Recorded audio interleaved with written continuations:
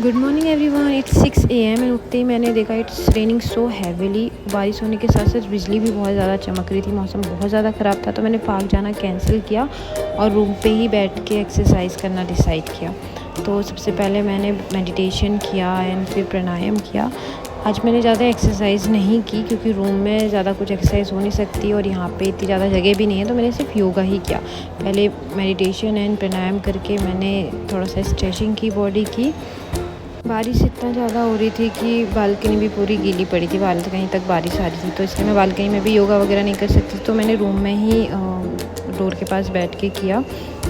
Yoga complete करने के बाद मैंने खड़े होकर बॉडी की स्ट्रेचिंग की।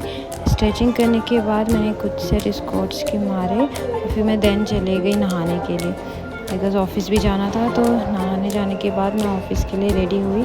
तो आज के लिए इतना ही। Thank you so much for watching my video. मिलते हैं कल की वीडियो में। Bye bye.